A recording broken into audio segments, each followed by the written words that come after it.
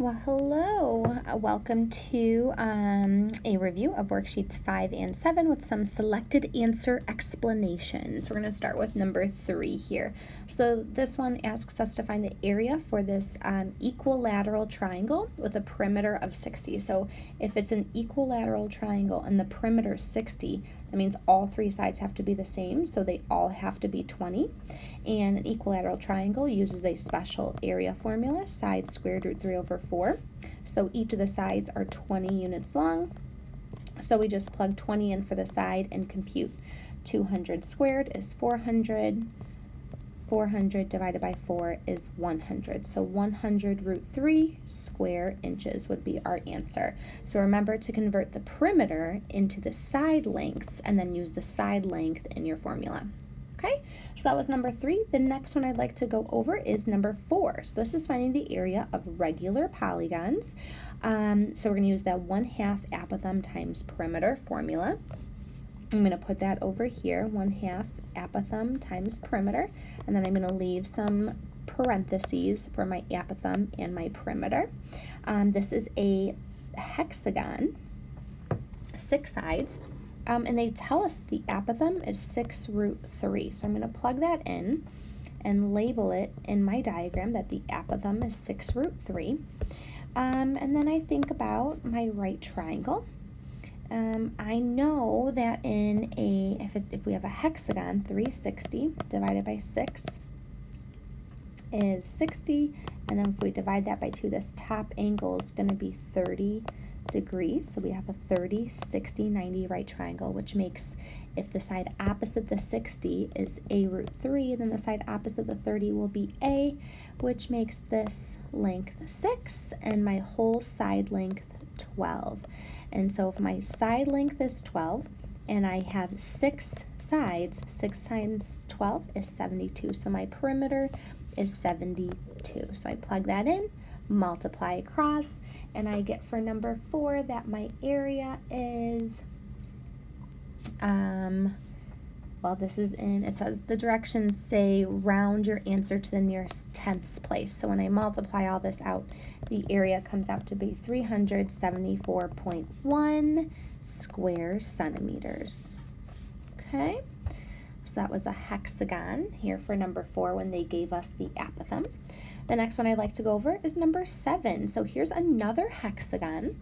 I chose this one to go over because with a regular hexagon, we have 2 formulas that we can use. We can use the basic 1/2 apothem times perimeter like we did in the last example, or we can use the fact that in a hexagon there are 6 equilateral triangles. If we were to draw in all of the radii, all of these radii are congruent, and all of these central angles are 60 degrees, which makes each of these equilateral triangles. So since there are 6 equilateral triangles in a hexagon, we can do 6 times side squared root 3 over 4, the formula for an equilateral triangle, but just multiply it by 6 since there are 6 of those triangles in a hexagon.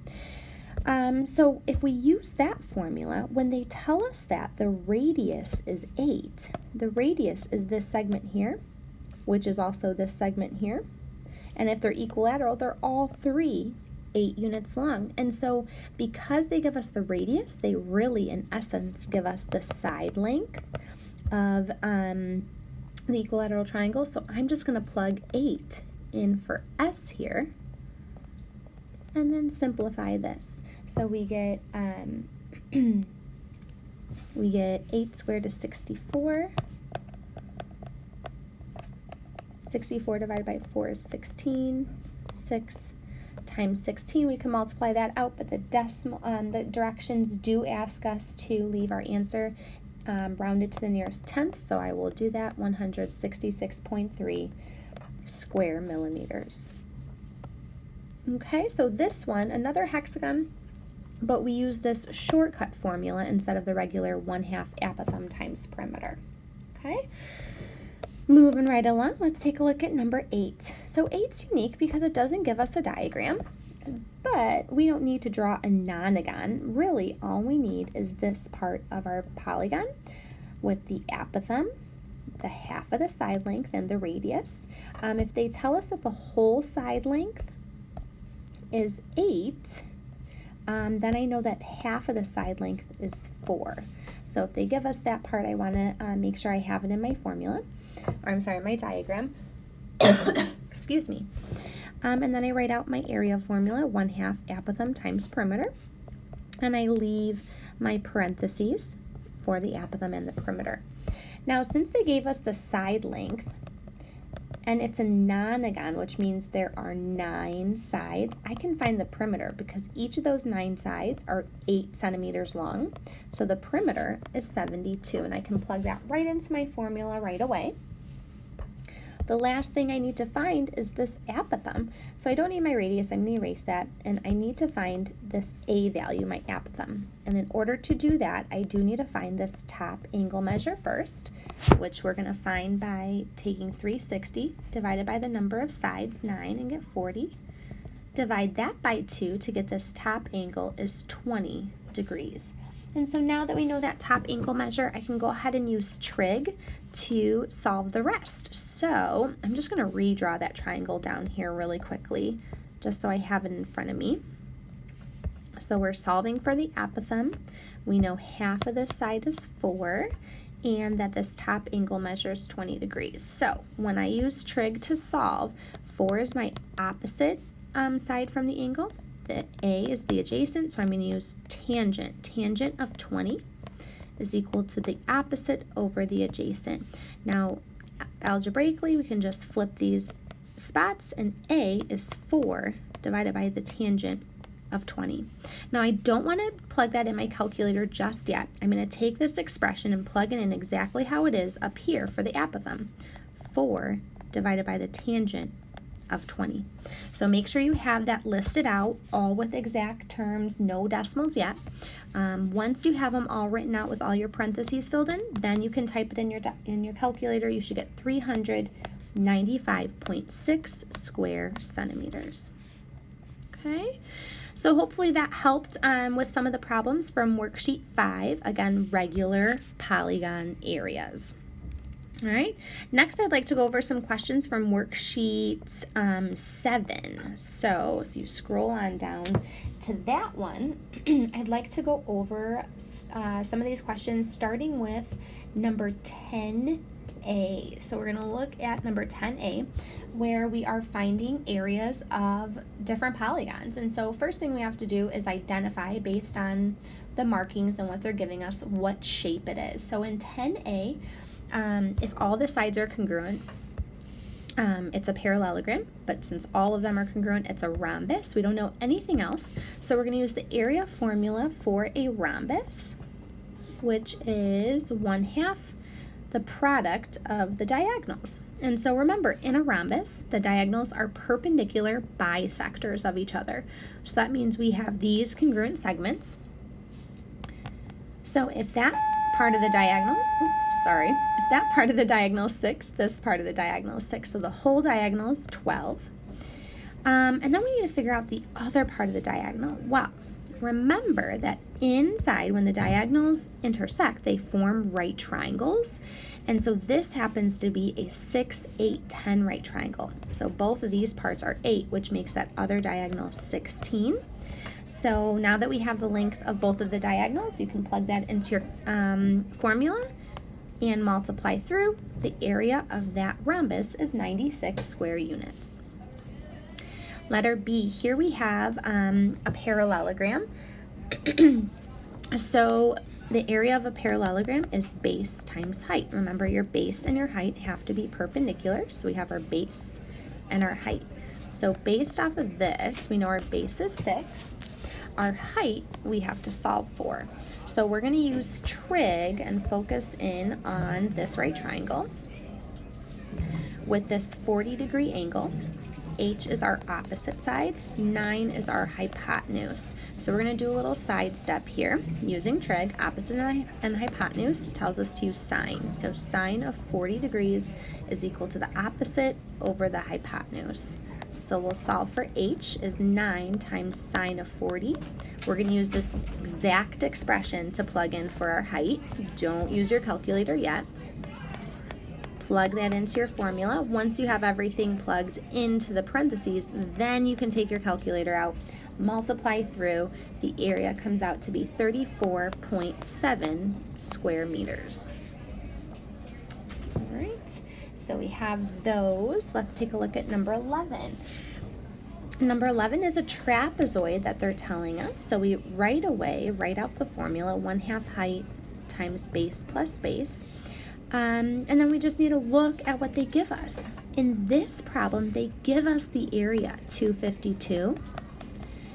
So that means we're going to have to solve for one of the bases. So I'm going to put b in the formula and then plug in the other things that they give us. We know that this bottom base is 38 and the height is 8. So we just need to do some algebra to solve and isolate for this b value here. So I'm going to do a little bit of simplifying. 1/2 times 8 is 4. Then I'm going to divide both sides by that 4 and get b plus 38. Actually, instead of dividing, let's go ahead and distribute that 4. So if we distribute the 4, we get 4b plus 152 equals 252. Subtract the 152 from both sides, we get 100 equals 4b. So the base comes out to be 25. 25 inches, always put in their units. Okay, so this one we just had to work backwards using the area formula. All right, just a couple more to go through. Let's take a look at number 13. So back to our angle formulas within our polygons. This one says if an interior angle of a regular polygon equals 157.5, how many sides does the polygon have? So we have a formula that talks about one interior angle, and it's this one, n minus 2 times 180 divided by n. The only thing is that's kind of complicated. There's a lot involved. So what I prefer to use is the fact that one interior angle is supplementary to one exterior angle. So the supplement of 157.5 is 22.5. I like to use the exterior angle instead because that formula for one exterior angle is much simpler. 360 divided by n. So I put that 22.5 is equal to 360 divided by n. Solve for n. I get that n is 360 divided by 22.5, which equals 16. So this polygon would have 16 sides. Again, could you use this formula over here? You definitely could. It's just many more steps and easier to make mistakes. So I prefer using the supplement to get the exterior angle to solve. Okay, 2 more to go. Number 18, find the area of a regular octagon. So back to those regular polygons here. We don't need to draw the whole octagon, just the bottom portion. Draw on your radius, your apothem. This time they're telling us that the radius is 12. So we have x and a that we need to solve for. The radius is just going to help us find those, and we need this top angle. So regular octagon, 360 divided by 8. Take that and divide by 2. We're going to get that this top angle is 22.5 degrees. Always have your area formula written out so you know what you're looking for. So we have 1/2 apothem times perimeter.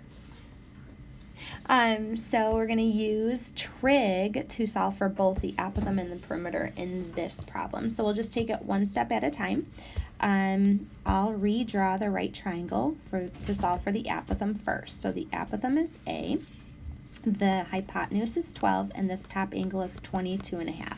So since this is our adjacent and our hypotenuse, we have cosine of 22.5 is equal to the adjacent over the hypotenuse. So our adjacent is 12 times cosine of 22.5. Again, we're not going to calculate that out quite yet. we're just going to plug that right in for where the apothem should be, 22.5. All right, so next we got the apothem. Now we need to look back and find the perimeter. So again, I'm just going to redraw this right triangle, this time focusing in on X with the hypotenuse. That top angle is still 22.5. So this is our opposite and our hypotenuse. This time we'll use sine. Sine of 22.5 is equal to the opposite over the hypotenuse. So X is 12 times sine of 22.5.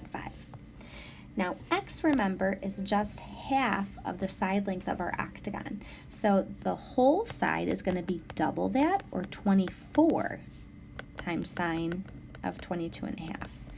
And for the perimeter, there are 8 sides in the octagon. Each of them are 24 units long. 24 times sine of 22.5 units long. So we multiply that, 8 times 24 gives us 192 sine of 22.5. This is the value we plug in for the perimeter way up here in the beginning. So 192 times sine of 22.5. At this point, now we can finally use our calculator to multiply through. We get 407.3 square centimeters. That's a lot. I know it is lots of steps, but take it one step at a time, nice and slow, and you guys can get it. Okay? Last one I want to look at is number 21, finding the probability. So, with probability, it's always the area of the shaded region over the area of the total, or the whole figure. So the shaded region are those two triangles. So we're going to add those two areas together, divided by the area of the whole trapezoid. So for us, we need to look and make sure we know the base and the height of both of those triangles. They both happen to be, if this is 7, the heights are the same.